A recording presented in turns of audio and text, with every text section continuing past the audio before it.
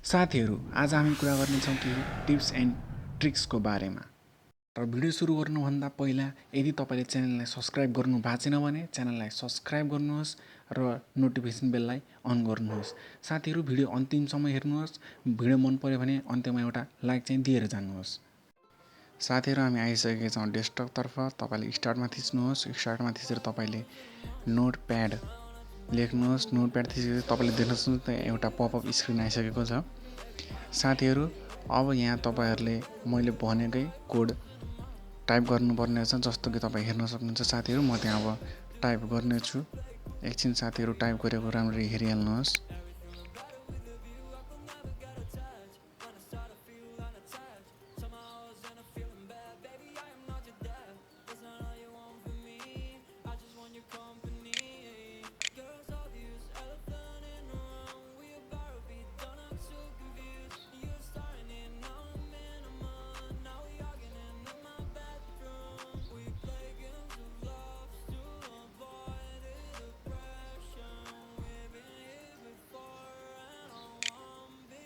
साथीहरू, यहाँ पछि मैले जे लेख्छु नि, अब स्पिकको पछाडि तपाईँले जे लेख्दा नि हुन्छ। साथीहरू, मैले यहाँ आई लभ यु भनेर लेखेर देखाउँछु। साथीहरू, तपाईँहरूले जे लेख्यो भने तर स्पेस नदिएर लेख्नुपर्ने छ। साथीहरू, अब यसलाई ब्राकेटले क्लोज गरिदिउँ। साथीहरू, यसलाई सेभ गर्दाखेरि चाहिँ कसरी सेभ गर्नुपर्छ हेर्नुहोस्।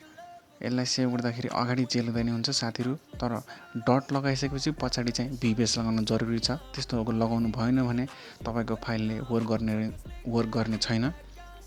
साथीहरू, फाइल सेभ भइसकेको छ। अब हामी हेरौँ फाइल कहाँ गएर सेभ भएको छ त। साथीहरू, जस्तै तपाईँ हेर्न सक्नुहुन्छ, यहाँ लभ भनेर सेभ भइसकेको छ। अब एकछिन हेरौँ साथीहरू। I love you. साथीहरू, जस्तो कि तपाईँलाई सुन्नुभयो, त्यसले डबल क्लिक गरेपछि आफै बोल्यो।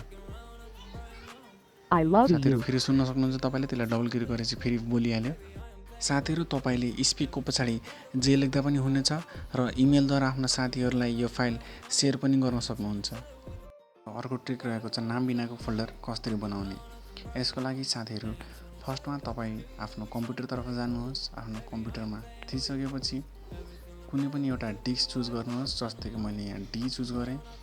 चुज गरेपछि साथीहरू, फाइलहरूमध्ये फोल्डरहरूमध्ये कुनै पनि एउटा फोल्डरहरू चुज गर्नुहोस्। साथीहरू, जस्तै कि तपाईँले हेर्न सक्नुहुन्छ, मैले फर्स्टको चुज गरेँ। साथीहरू, अब त्यसलाई हामीले के गर्नुपर्ने छ, रिनेम गर्दाखेरि साथीहरू, तपाईँले के थिच्नुपर्ने छ, Alt+0160। साथीहरू, यति थिचेर इन्टर थिच्नु भने साथीहरू तपाईँको फोल्डरमा कुनै पनि नाम देखाउने छैन। जस्तो कि तपाईँ त्यहाँ हेर्न सक्नुहुन्छ, अरू सबमा नाम छ। साथीहरू, अब यसको भित्र हेरौँ। साथीहरू, यसको भित्र हेर्दाखेरि पनि साथीहरू तपाईँको फाइलहरूलाई केही पनि हुने छैन। र बाहिर हेर्नु साथीहरू, सबै फोल्डरमा नामहरू रहेको छ, तर त्यसमा भने नाम छैन। आजको लागि यति नै। अन्तिमसम्म हेरिदिनु भएकोमा धन्यवाद। र साथीहरू, जाँदै एउटा लाइक दिएर जानुहोला। साथीहरू, आजको लागि यति नै। हस्त, नमस्ते।